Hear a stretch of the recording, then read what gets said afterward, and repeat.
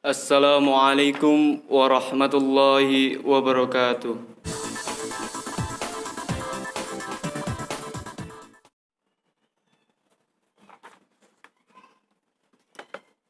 Alhamdulillahilladzi arsala rasulahu bil huda wa dinil haq liyudhhirahu 'alad dini kullihi wa kafa billahi shahida. Asyhadu an la ilaha illallah wa asyhadu anna Muhammadan abduhu wa rasuluh. Allahumma salli ala Muhammad wa ala alihi Muhammad kama sallaita ala Ibrahim wa ala ali Ibrahim. Faya ayyuhan nas wa ya ayyuhal hadirun ittaqullaha haqqa tuqatih wa la tamutunna illa wa antum muslimun. Wa qala Allah ta'ala fil Qur'anil Karim, a'udzu billahi minasy syaithanir rajim. Bismillahirrahmanirrahim. Wal 'asr innal insana lafi khusr illa alladziina amanu wa 'amilus solihati wa tawassaw bil haqq wa tawassaw bil haqqi wa tawassaw bis sabr. Shadaqallahul azim.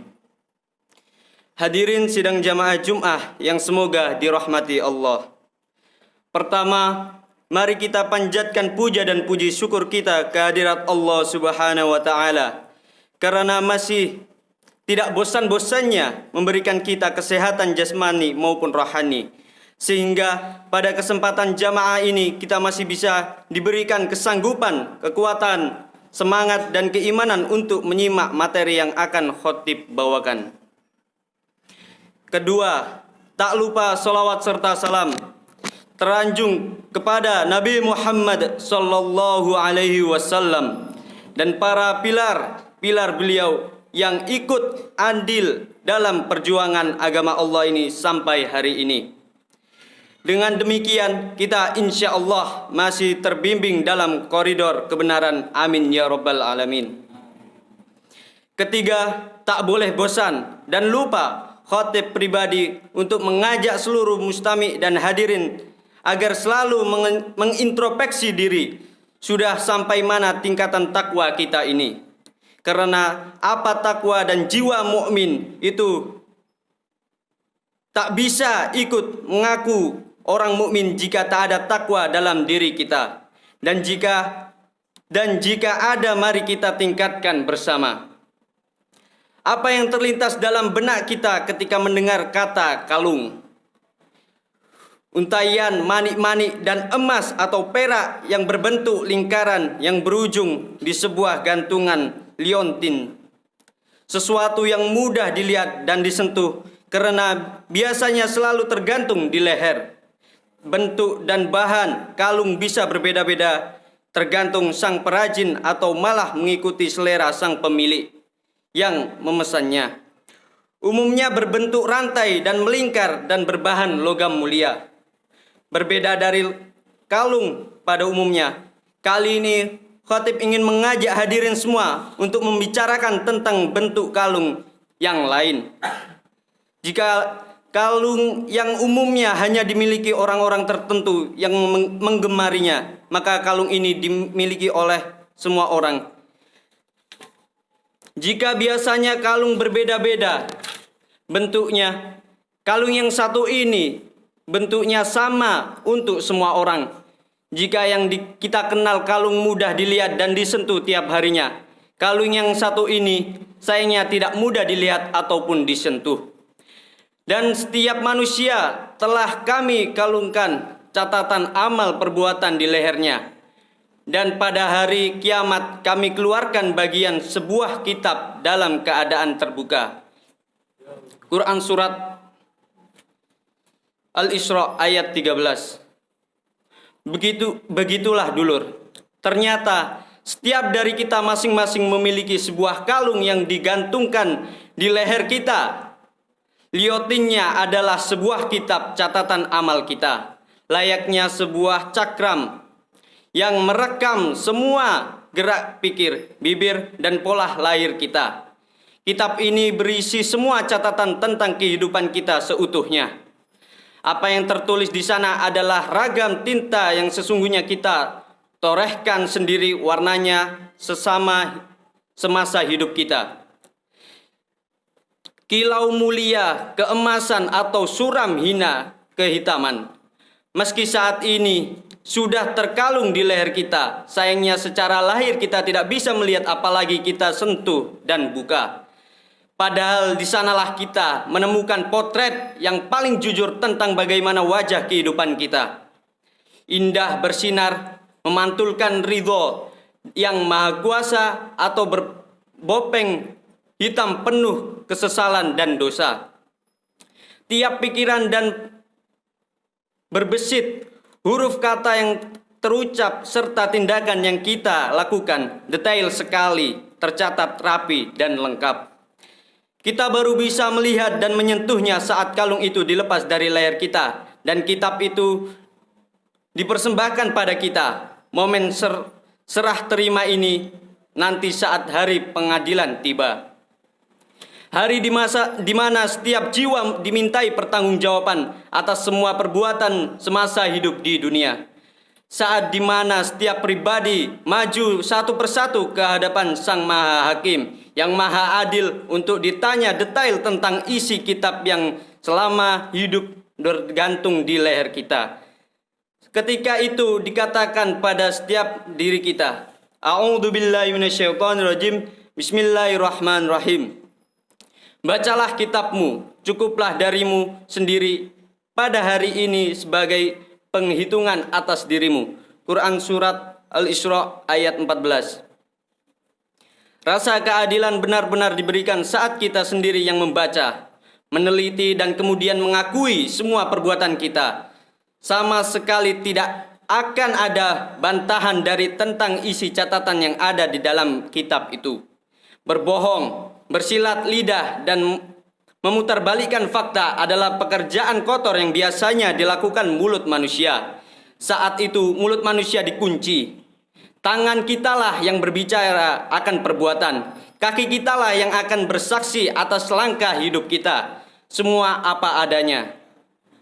Sedihnya dulur, saat itu banyak orang-orang yang kaget melihat catatan amalnya. Banyak jiwa yang sangat terkejut betapa catatan buruk di sisi kiri kitabnya jauh lebih banyak daripada catatan baik di sisi kanannya. Sayangnya pula, kaget dan sesal muncul di saat yang tidak tepat. Kala mana penyesalan dan kesadaran tidak berguna lagi. Saat mana perbaikan tidak dimungkinkan lagi dan tobat tidak lagi diterima. Walau kita sendiri yang membacanya, tapi sama sekali tidak bisa mengubahnya. Saat membaca catatan di sisi ternyata banyak tinta yang hitam yang tertulis. Mungkin kita ingin menghilangkannya. Sayang, saat itu sudah menjadi tinta yang mati dan tidak bisa dihapus.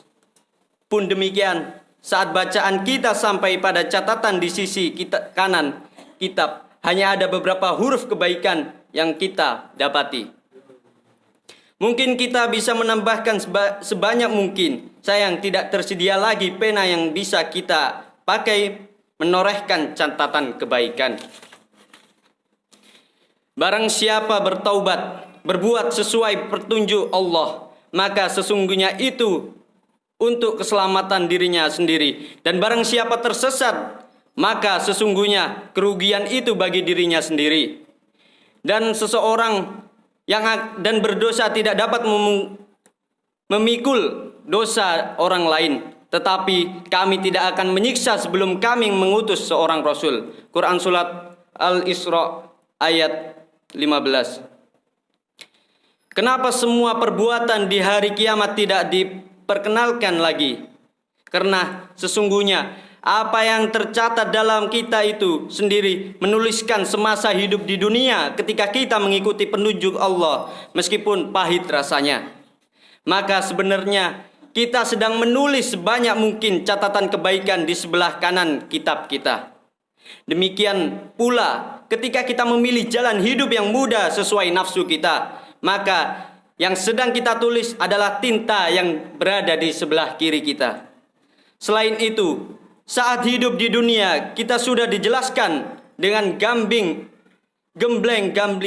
akan mekanisme ini. Para utusan Allah dan gigih memberikan peringatan akan seluk-beluk kitab yang terkalung di leher kita.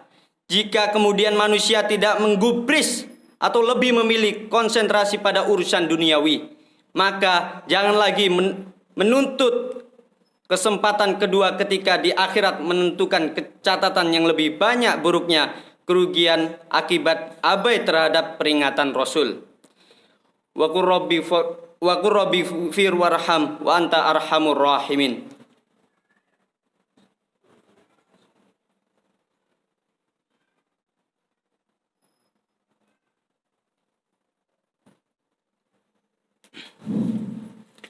Alhamdulillahilladzi arsala rasulahu bil huda wa dinil haq liyudhhirahu 'alad dini kullihi wa kafa billahi syahida.